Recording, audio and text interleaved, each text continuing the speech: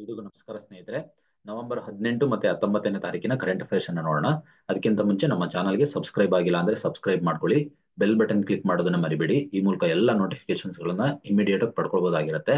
ವಿಡಿಯೋನ ತಪ್ಪದೆ ಲೈಕ್ ಮಾಡಿ ಮತ್ತೆ ಎಲ್ಲ ಸ್ನೇಹಿತರುಗಳಿಗೆ ಆಸ್ಪಿರೆಂಟ್ಸ್ ಗಳಿಗೆ ಶೇರ್ ಮಾಡಿ. ಅಕ್ಟೋಬರ್ ಮಂತಿನ ಕರೆಂಟ್ ಅಫೇರ್ಸ್ PDF ಅವೈಲಬಲ್ ಇದೆ. ನನ್ನ ನಂಬರ್ಗೆ ಕಾಂಟ್ಯಾಕ್ಟ್ ಮಾಡಿ ನೀವು ಪಡ್ಕೊಳ್ಬಹುದಾಗಿರುತ್ತೆ. ಇದು ಕರ್ನಾಟಕ ಎಕನಾಮಿಕ್ ಸರ್ವೆ ಮೇಲಿನ ಬುಕ್. ಇದನ್ನು ಕೂಡ ಯುಟಿಲೈಸ್ ಮಾಡ್ಕೊಳ್ಳಿ. ಬರ್ತಾ ಇರುವಂತಹ PDO ಎಕ್ಸಾಮ್ಸ್ ಮತ್ತೆ KS ಎಕ್ಸಾಮ್ಸ್ ಗಳಿಗೆ ತುಂಬಾ ಸಹಕಾರಿಯಾಗುತ್ತೆ. ಸೊ ನೋಡೋಣ. ಮೊದಲನೇದಾಗಿ, ನಿರ್ದಿಷ್ಟವಾಗಿ ದುರ್ಬಲ ಬುಡಕಟ್ಟು ಗುಂಪುಗಳ ಸಾಮಾಜಿಕ ಆರ್ಥಿಕ ಸ್ಥಿತಿಯನ್ನ ಸುಧಾರಿಸುವಂತಹ ಗುರಿಯನ್ನ ಯಾವ ಯೋಜನೆ ಹೊಂದಿದೆ ಅಂತಂದ್ರೆ ಆಪ್ಷನ್ ಬಿ ಕರೆಕ್ಟ್ ಇರುತ್ತೆ. ಅದಕ್ಕೆ ಇತ್ತೀಚೆಗೆ ಜಾರಿ ತಂದಿರುವಂತಹ ಪ್ರಧಾನಮಂತ್ರಿ ಜನಜಾತಿ ಆದಿವಾಸಿ ನ್ಯಾಯ ಮಹಾಭಿಯಾನ ಅಂತೇಳಿ ಕರಿತೀವಿ. PM ಜನ್ಮಾನ್ ಅಂತೇಳಿ ಅದನ್ನ ಶಾರ್ಟ್ ಫಾರ್ಮ್ ಅಲ್ಲಿ ಕರೀಲಾಗುತ್ತೆ. ಪ್ರಧಾನಮಂತ್ರಿ ಜನಜಾತಿ ಆದಿವಾಸಿ ನ್ಯಾಯ ಮಹಾ ಅಭಿಯಾನ ಅಂತೇಳಿ ಈ ಒಂದು ಕಾರ್ಯಕ್ರಮದ ಮೂಲಕ ಈ ಬುಡಕಟ್ಟು ಜನಾಂಗದ ಆರ್ಥಿಕ ಅಭಿವೃದ್ಧಿಗೆ ಸಹಕಾರ ಮಾಡುವಂತಹ ಒಂದು ಯೋಜನೆ ಆಗಿರುತ್ತೆ ಅನ್ನೋದನ್ನ ಗಮನಿಸಬಹುದು. ಇತ್ತೀಚೆಗೆ ಬಿರ್ಸಾ ಮುಂಡಾ ಇದಾರಲ್ಲ, ಅವರ 150ನೇ ಜನ್ಮ ವಾರ್ಷಿಕೋತ್ಸವದ ಗೌರವಾರ್ಥವಾಗಿ ಪ್ರಧಾನಮಂತ್ರಿಯವರು ಸ್ಮರಣಾರ್ಥ ಅಂಚೆ ಚೀಟಿ ಮತ್ತು ನಾಣ್ಯವನ್ನು ಬಿಡುಗಡೆ ಮಾಡ್ತಾರೆ. ನವೆಂಬರ್ 15ರಲ್ಲಿ ಬಿರ್ಸಾ ಮುಂಡಾ ಅವರು ಹುಟ್ಟಿದಂತ ದಿನ. 2021ರಿಂದ ಈ ಒಂದು ದಿನವನ್ನ ಜನಜಾತಿಯ ಗೌರವ ದಿವಸ ಅಂತೇಳಿ ಆಚರಣೆ ಮಾಡಲಾಗ್ತಾ ಇದೆ. 3 ವರ್ಷದಿಂದ ಪ್ರಧಾನಮಂತ್ರಿಯವರು 2 ಬುಡಕಟ್ಟು ಸ್ವತಂತ್ರ ಹೋರಾಟಗಾರರ ವಸ್ತು ಸಂಗ್ರಹಾಲಯಗಳು ಮತ್ತೆ ಬುಡಕಟ್ಟು ಸಂಶೋಧನಾ ಸಂಸ್ಥೆಗಳನ್ನ ಉದ್ಘಾಟನೆ ಮಾಡ್ತಾರೆ. ಧರ್ತಿ ಆಬಾ ಜನಜಾತಿ ಗ್ರಾಮ ಉತ್ಕರ್ಷ ಯೋಜನೆ ಅಂತೇಳಿ ಒಂದು ಯೋಜನೆ ಇದೆ. ಮತ್ತೆ PM ಜನ್ಮಾನ್ ನಂತಹ ಬುಡಕಟ್ಟು ಕೇಂದ್ರಿತ ಯೋಜನೆಗಳ ಅಡಿಯಲ್ಲಿ 1.41 ಲಕ್ಷ ಮನೆಗಳಿಗೆ ಅಡಿಪಾಯವನ್ನ ಹಾಕಲಾಯಿತು ಅನ್ನೋದನ್ನ ಗಮನಿಸಬಹುದಾಗಿರುತ್ತೆ. ಸೊ ಬುಡಕಟ್ಟು ಆರೋಗ್ಯದ ಸೇವೆಗಳನ್ನ ಸುಧಾರಣೆ ಮಾಡೋದಕ್ಕೋಸ್ಕರವೂ ಕೂಡ ಸುಮಾರು 50 ಮೊಬೈಲ್ ವೈದ್ಯಕೀಯ ಘಟಕಗಳನ್ನ ಪ್ರಾರಂಭ ಮಾಡಲಾಯಿತು. ಬುಡಕಟ್ಟು ವಿದ್ಯಾರ್ಥಿಗಳಿಗೋಸ್ಕರ ಹಾಸ್ಟೆಲ್ಗಳೊಂದಿಗೆ 10 ಏಕಲವ್ಯ ಮಾದರಿ ವಸತಿ ಶಾಲೆಗಳನ್ನ ಪ್ರಧಾನಮಂತ್ರಿಯವರು ಉದ್ಘಾಟನೆ ಮಾಡ್ತಾರೆ. ಬಿರ್ಸಾ ಮುಂಡಾ ಅವರು ನೀಡಿರುವಂತಹ ಕೊಡುಗೆಗಳು ಬುಡಕಟ್ಟು ಸ್ವತಂತ್ರ ಹೋರಾಟಗಾರರು ಮತ್ತೆ ಬುಡಕಟ್ಟು ಸಂಸ್ಕೃತಿಯನ್ನ ಪ್ರದರ್ಶಿಸುವಂತಹ ಪ್ರದರ್ಶನವೂ ಕೂಡ ಈ ಒಂದು ಉತ್ಸವದಲ್ಲಿ ನಡೆದಿದೆ. ಹಾಗಿದ್ರೆ ಕಮೆಂಟ್ ಬಾಕ್ಸ್ ನಲ್ಲಿ ಕಮೆಂಟ್ ಮಾಡಿ ಸ್ನೇಹಿತರೆ, ಬಿರ್ಸಾ ಮುಂಡಾ ಅವರು ಯಾವ ರಾಜ್ಯದ ಬುಡಕಟ್ಟು ಜನಾಂಗದಿಂದ ಬಂದಂತಹ ಹೋರಾಟಗಾರ, ಅಂದ್ರೆ ಈಗ ಅದು ಯಾವ ರಾಜ್ಯದಲ್ಲಿ ಇದೆ, ಯಾವ ಒಂದು ಟ್ರೈಬಲ್ ಏರಿಯಾದಿಂದ ಬಂದಂತಹ ಈ ಒಬ್ಬ ಲೀಡರ್ ಏನಿದ್ದಾರೆ ಇವರು ಯಾವ ರಾಜ್ಯದವರು ಅನ್ನೋದನ್ನ, ಅಂದ್ರೆ ಈಗಿನ ಟೆರಿಟರಿಯಲ್ಲಿ ಯಾವ ರಾಜ್ಯಕ್ಕೆ ಬರುತ್ತೆ ಅನ್ನೋದನ್ನ ಕಮೆಂಟ್ ಬಾಕ್ಸ್ ನಲ್ಲಿ ಕಮೆಂಟ್ ಮಾಡಿ. ಸೊ ನೋಡೋಣ. ನೆಕ್ಸ್ಟ್ ಪ್ರಶ್ನೆ, ಜಾಗತಿಕ ಸಂಪತ್ತು ತೆರಿಗೆ ಯೋಜನೆಯನ್ನ ಯಾರು ಪ್ರಸ್ತಾಪ ಮಾಡ್ತಾರೆ ಅಂತಂದ್ರೆ ಆಪ್ಷನ್ ಎ ಕರೆಕ್ಟ್ ಇರುತ್ತೆ. ಗೇಬ್ರಿಯಲ್ ಜುಕ್ಮನ್ ಅಂತೇಳಿ ಕರೀತಾರೆ. ಇವರು ಜಾಗತಿಕ ಸಂಪತ್ತು ತೆರಿಗೆ ಯೋಜನೆಯನ್ನ ಒಂದು ಪ್ರಸ್ತಾಪ ಕೊಟ್ಟಿದ್ದಾರೆ, ಪ್ರಪೋಸಲ್ ಇಟ್ಟಿದ್ದಾರೆ. ಅತಿ ಹೆಚ್ಚು ನಿವ್ವಳ ಮೌಲ್ಯದ ವ್ಯಕ್ತಿಗಳ ಮೇಲೆ 2% ವಾರ್ಷಿಕ ಸಂಪತ್ತು ತೆರಿಗೆಯನ್ನ ಪ್ರಸ್ತಾಪ ಮಾಡೋದಕ್ಕೆ ಬ್ರೆಜಿಲ್ ಯೋಜಿಸಿದೆ. ತೆರಿಗೆಯು ರಿಯಲ್ ಎಸ್ಟೇಟು, ಕಾರ್ಪೊರೇಟ್ ಷೇರುಗಳು ಮತ್ತೆ ಹೂಡಿಕೆಗಳಂತಹ ಸ್ವತ್ತುಗಳನ್ನು ಗುರಿಯಾಗಿಸ್ತಾ ಹೋಗುತ್ತೆ. ಜಾಗತಿಕ ಅಸಮಾನತೆ, ಹವಾಮಾನ ಬದಲಾವಣೆ ಮತ್ತು ಬಡತನವನ್ನ ಎದುರಿಸ್ತಕ್ಕಂಥದ್ದು ಮುಖ್ಯವಾದಂತಹ ಗುರಿಯಾಗಿರುತ್ತೆ. ಜಾಗತಿಕವಾಗಿ ಸುಮಾರು 2800 ಬಿಲಿಯನರ್ಗಳಿಗೆ ತೆರಿಗೆ ವಿಧಿಸುವ ಮೂಲಕ ವಾರ್ಷಿಕ $250 ಬಿಲಿಯನ್ ಸಂಗ್ರಹಣೆ ಮಾಡುವಂತಹ ಒಂದು ಗುರಿಯನ್ನ ಈ ಪ್ರಸ್ತಾವನೆ ಹೊಂದಿದೆ ಅನ್ನೋದನ್ನ ಗಮನಿಸಬಹುದಾಗಿರುತ್ತೆ. 2030ರ ವೇಳೆಗೆ ಹಸಿವು, ಬಡತನ ವಿರುದ್ಧ ಜಾಗತಿಕ ಒಕ್ಕೂಟವನ್ನ ಸ್ಥಾಪಿಸೋದಕ್ಕೆ ಬ್ರೆಜಿಲ್ ಯೋಜನೆ ಮಾಡ್ತಾ ಇದೆ. ಅಮೆರಿಕಾದಂತಹ ದೇಶಗಳು ವಿರೋಧವನ್ನ ಕೂಡ ಮಾಡ್ತಾ ಇದ್ದಾವೆ. ಆ ವಿರೋಧ ಕಟ್ಟಿಕೊಂಡು ಕೂಡ G20 ಶೃಂಗಸಭೆಯಲ್ಲಿ ಒಮ್ಮತಕ್ಕೆ ಒಂದು ಸವಾಲಾಗಿರುತ್ತೆ ಅನ್ನೋದನ್ನ ಗಮನಿಸಬಹುದು. ಆ ಮೂಲಕ ಬ್ರೆಜಿಲ್ ಈ ಒಂದು ಯೋಜನೆಯನ್ನ ಇಂಪ್ಲಿಮೆಂಟ್ ಮಾಡೋದಕ್ಕೆ ಹೋಗ್ತಾ ಇದೆ. ಸಂಪತ್ತು ತೆರಿಗೆಯ ಬಗ್ಗೆ ಭಾರತದ ನಿಲುವು ಅಸ್ಪಷ್ಟ ಆಗಿರುತ್ತೆ. ಈ ಒಂದು ತೆರಿಗೆ ವಿಚಾರದಲ್ಲಿ, ಈ ನಿಲುವಿನ ವಿಚಾರದಲ್ಲಿ ಭಾರತ ಯಾವುದೇ ಸಪೋರ್ಟ್ ಕೂಡ ಕೊಟ್ಟಿಲ್ಲ, ಸಂಪೂರ್ಣ ಬೆಂಬಲನೂ ಕೊಟ್ಟಿಲ್ಲ ಅಥವಾ ವಿರೋಧನೂ ಕೂಡ ಮಾಡಿಲ್ಲ. ಭಾರತದಲ್ಲಿ ಶ್ರೀಮಂತ ಕುಟುಂಬಗಳ ಮೇಲಿನ 2% ತೆರಿಗೆ ಇದೆಯಲ್ಲ, ಇದು GDPಯ 0.5%ಗೆ ಸಮಾನವಾದ ಆದಾಯವನ್ನು ಗಳಿಸಬಹುದು ಎನ್ನುವಂತಹ ಒಂದು ವರದಿಯನ್ನು ಕೂಡ ನಾವು ನೋಡಬಹುದಾಗಿರುತ್ತೆ. ಸೊ ನೆಕ್ಸ್ಟ್ ಪ್ರಶ್ನೆ, ಭಾರತದ ವಿದೇಶಾಂಗ ನೀತಿಯಲ್ಲಿ ಜೈಶಂಕರ್ ಮೋದಿ ಸಿದ್ಧಾಂತ ಏನಿದೆಯಲ್ಲ, ಜೈಶಂಕರ್ ಮೋದಿ ಡಾಕ್ಟ್ರಿನ್, ಇದು ಏನನ್ನ ಎಂಫಸಿಸ್ ಮಾಡುತ್ತೆ, ಏನನ್ನ ಒತ್ತಿ ಹೇಳುತ್ತೆ ಅಂತಂದ್ರೆ ಆಪ್ಷನ್ ಬಿ ಕರೆಕ್ಟ್ ಇರುತ್ತೆ. ಬಹುಜೋಡಣೆ, ಮಲ್ಟಿ ಅಲೈನ್ಮೆಂಟ್ ಅಂತೇಳಿ ಕರಿತೀವಿ. ಯಾವುದೋ ಒಂದು ರಾಷ್ಟ್ರ ಜೊತೆಗೆ ಸೇರ್ಕೊಳ್ಳೋದಿಲ್ಲ, ಮತ್ತೊಂದು ರಾಷ್ಟ್ರ ಜೊತೆಗೆ ಸೇರ್ಕೊಳ್ಳೋದಿಲ್ಲ, ಮಲ್ಟಿ ಅಲೈನ್ಮೆಂಟ್ ಇರುತ್ತೆ ಎನ್ನುವಂತಹ ಒಂದು ಸಿದ್ಧಾಂತವನ್ನ ಇಟ್ಕೊಂಡು ಹೋಗ್ತಾ ಇದ್ದಾರೆ ಎನ್ನುವಂತಹ ಒಂದು ಸನ್ನಿವೇಶ ಅಥವಾ ಒಂದು ಪ್ರಾಕ್ಟಿಕಾಲಿಟಿ ಕಾಣ್ತಾ ಇದೆ ಅನ್ನೋದನ್ನ ಗಮನಿಸಬಹುದು. ಜೈಶಂಕರ್ ಮೋದಿ ಸಿದ್ಧಾಂತ ಭಾರತವು ವಿದೇಶಾಂಗ ನೀತಿಯಲ್ಲಿ ಅಲಿಪ್ತತೆಯಿಂದ ಬಹು ಹೊಂದಾಣಿಕೆಗೆ ಬದಲಾಯಿಸುವುದನ್ನ ಉಲ್ಲೇಖಿಸ್ತಾ ಹೋಗುತ್ತೆ ಅನ್ನೋದನ್ನ ಗಮನಿಸಬಹುದು. ಅಲಿಪ್ತ ನೀತಿ ಅಂತಂದ್ರೆ ನಾನ್ ಅಲೈನ್ಮೆಂಟ್, ಯಾವ ರಾಷ್ಟ್ರ ಜೊತೆಗೂ ಸೇರ್ಕೊಳ್ಳಲ್ಲ ಎನ್ನುವಂತಹ ಸನ್ನಿವೇಶವನ್ನ ಅಲಿಪ್ತ ನೀತಿ, ಅದಕ್ಕೆ ವಿರುದ್ಧವಾದ ನೀತಿ ಇದು. ಜೈಶಂಕರ್ ಮೋದಿ ಡಾಕ್ಟ್ರಿನಲ್ಲಿ ನಾವು ಸೇರ್ಕೊಳ್ಳಲ್ಲ ಅಂತ ಹೇಳೋದಿಲ್ಲ, ಬಹು ಜೋಡಣೆ ಅಂದ್ರೆ ಅಲೈನ್ ಆಗ್ತೀವಿ, ಮಲ್ಟಿ ಅಲೈನ್ ಆಗ್ತೀವಿ ಎನ್ನುವಂತಹ ಒಂದು ಸಿದ್ಧಾಂತದೊಂದಿಗೆ ಹೋಗ್ತಾ ಇರೋದನ್ನ ಗಮನಿಸಬಹುದು. ಇದು ರಾಷ್ಟ್ರೀಯ ಹಿತಾಸಕ್ತಿ ಮತ್ತು ಮೌಲ್ಯಗಳನ್ನು ರಕ್ಷಣೆ ಮಾಡೋದಕ್ಕೆ ಬಹು ದೇಶಗಳು ಮತ್ತೆ ಗುಂಪುಗಳೊಂದಿಗೆ ತೊಡಗಿಸಿಕೊಳ್ಳುವುದನ್ನ ಒತ್ತಿ ಹೇಳ್ತಾ ಹೋಗುತ್ತೆ. ಶೀತಲ ಸಮರದ ಸಮಯದಲ್ಲಿ ಭಾರತವು ಪಾಶ್ಚಾತ್ಯ ಮತ್ತು ಸೋವಿಯತ್ ಒಕ್ಕೂಟದ ಹೊಂದಾಣಿಕೆಗಳನ್ನ ತಪ್ಪಿಸ್ಕೊಳ್ಳುತ್ತೆ ಮತ್ತೆ ಅಲಿಪ್ತ ಬಹುಪಕ್ಷೀಯತೆಯ ಮೇಲೆ ಕೇಂದ್ರೀಕರಿಸ್ತಾ ಹೋಗುತ್ತೆ. ಶೀತಲ ಸಮರದ ನಂತರ ಜಾಗತಿಕ ಸಹಕಾರವನ್ನು ವಿಸ್ತರಣೆ ಮಾಡೋದಕ್ಕೋಸ್ಕರ ಭಾರತ G20 ಸೇರ್ಕೊಳ್ತು, ಬ್ರಿಕ್ಸ್ಗೆ ಸೇರ್ಕೊಳ್ತು, ಕ್ವಾಡ್ಗೆ ಸೇರ್ಕೊಳ್ತು, ಕ್ವಾಡ್ರಿಲ್ಯಾಟ್ರಲ್ ಡೈಲಾಗ್ ಏನಿದೆ ಅದಕ್ಕೆ ಸೇರ್ಕೊಳ್ತು, SCO ಶಾಂಘೈ ಕೋಆಪರೇಷನ್ ಆರ್ಗನೈಸೇಷನ್ಗೂ ಕೂಡ ಸೇರ್ಕೊಂಡಿದೆ. ಈಗಿನ ದಶಕದವರೆಗೂ ಕೂಡ ಎಲ್ಲ ರೀತಿಯ ಬೆಳವಣಿಗೆಗಳಾಗ್ತಾ ಬಂದಿದ್ದಾವೆ ಅನ್ನೋದನ್ನ ಗಮನಿಸಬಹುದಾಗಿರುತ್ತೆ. ಶೀತಲ ಸಮರ ಆದ ನಂತರ ಅಂದ್ರೆ 1990s ಆದ್ಮೇಲೆ.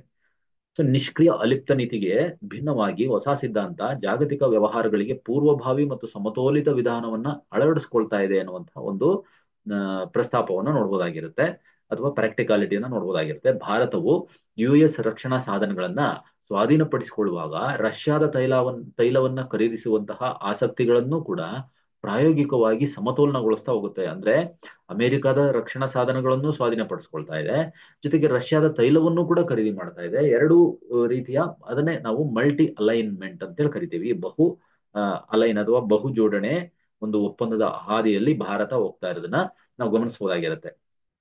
ಅವಕಾಶಗಳನ್ನ ಹೆಚ್ಚಿಸೋದಕ್ಕೆ ಮತ್ತೆ ವಿದೇಶಿ ಸಂಬಂಧಗಳಲ್ಲಿನ ಅಪಾಯಗಳನ್ನ ಕಡಿಮೆ ಮಾಡೋದಕ್ಕೆ ಇದು ತನ್ನ ಬೆಳೀತಾ ಇರುವಂತಹ ಜಾಗತಿಕ ಸ್ಥಾನಮಾನವನ್ನು ಕೂಡ ಬಳಸ್ತಾ ಹೋಗುತ್ತೆ ಅನ್ನೋದನ್ನ ಗಮನಿಸಬಹುದು. ಇತರೆ ರಾಷ್ಟ್ರಗಳು ಭಾರತದ ಬಹುಜೋಡಣೆಯನ್ನ ಅದರ ಪ್ರಾಯೋಗಿಕ ಮತ್ತು ಹೊಂದಿಕೊಳ್ಳುವ ಭೌಗೋಳಿಕ ರಾಜಕೀಯ ಕಾರ್ಯತಂತ್ರದ ಪ್ರತಿಬಿಂಬವಾಗಿ ಸ್ವೀಕರಿಸ್ತಾ ಹೋಗ್ತವೆ ಅನ್ನೋದನ್ನ ಗಮನಿಸಬಹುದಾಗಿರುತ್ತೆ. ಸೊ ನೆಕ್ಸ್ಟ್ ಪ್ರಶ್ನೆ, ಭಾರತದಲ್ಲಿ ರಾಷ್ಟ್ರೀಯ ಉದ್ದೀಪನ ಮದ್ದು ತಡೆ ಘಟಕದ ಮುಖ್ಯ ಪಾತ್ರ ಏನು? ಆಂಟಿ ಡೋಪಿಂಗ್ ಏಜೆನ್ಸಿಯನ್ನ ಮಾಡಿದ್ದಾರೆ, ನ್ಯಾಷನಲ್ ಆಂಟಿ ಡೋಪಿಂಗ್ ಏಜೆನ್ಸಿ.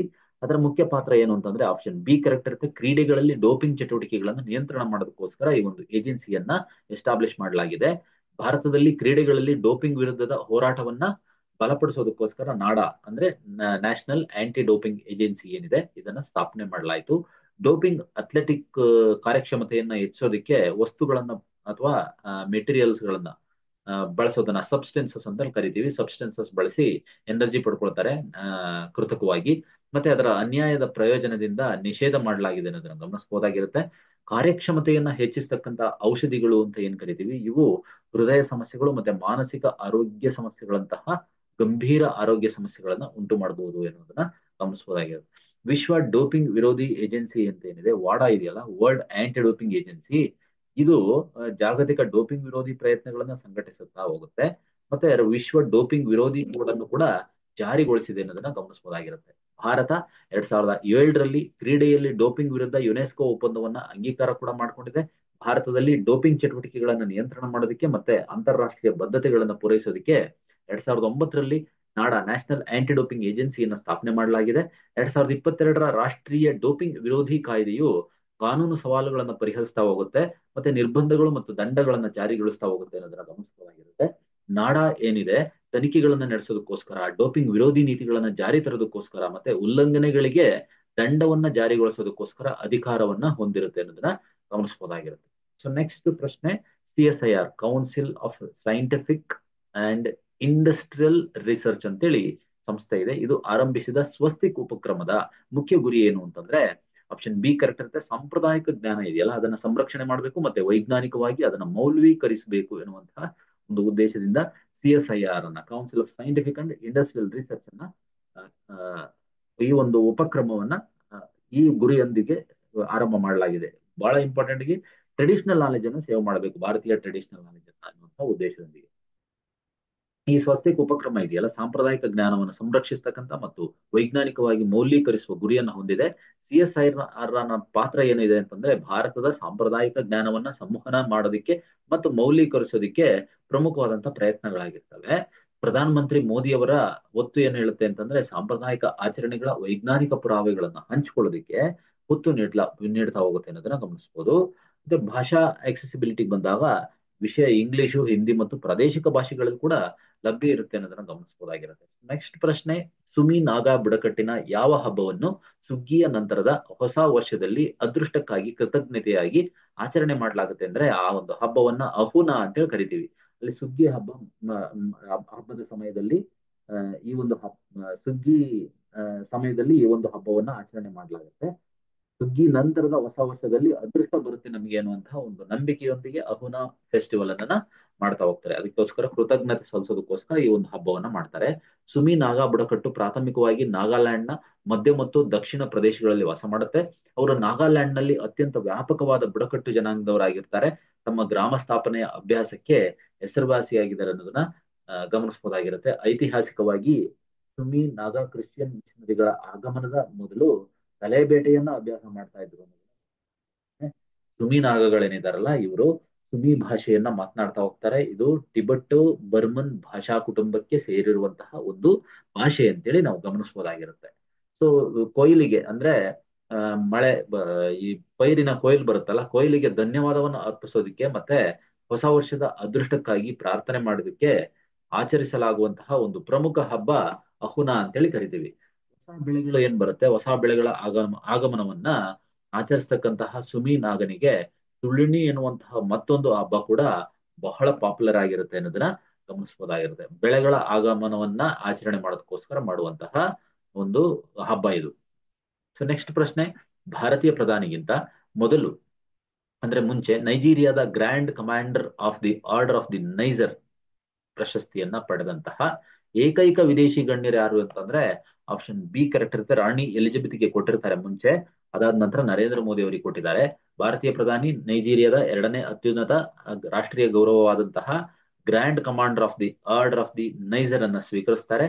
ಭಾರತದ ಪ್ರಧಾನಿ ಮತ್ತು ನೈಜೀರಿಯಾದ ಅಧ್ಯಕ್ಷರು ಭಯೋತ್ಪಾದನೆ, ಕಡಲ್ಗಳ್ಳತನ ಮತ್ತು ಮೂಲಭೂತವಾದದ ವಿರುದ್ಧ ಒಟ್ಟಾಗಿ ಹೋರಾಟ ಮಾಡೋದಕ್ಕೆ ಬದ್ಧರಾಗಿದ್ದಾರೆ ಅನ್ನೋದನ್ನ ಗಮನಿಸಬಹುದು ನಾವು. ಅಂತಾರಾಷ್ಟ್ರೀಯ ಸೌರ ಒಕ್ಕೂಟ ಏನಿದೆ ಭಾರತದ ನೇತೃತ್ವದಲ್ಲಿ ಮಾಡಿರುವಂತಹ ಒಂದು ಒಕ್ಕೂಟ ಇದು, ಇಂಟರ್ನ್ಯಾಷನಲ್ ಸೋಲಾರ್ ಅಲಯನ್ಸ್ ಮತ್ತೆ ಬಿಗ್ ಕ್ಯಾಟ್ ಅಲಯನ್ಸ್ ಗಳಲ್ಲಿ ನೈಜೀರಿಯಾದ ಸದಸ್ಯತ್ವವನ್ನು ಭಾರತೀಯ ಪ್ರಧಾನಮಂತ್ರಿ ಶ್ಲಾಘಿಸ್ತಾ ಹೋಗ್ತಾರೆ.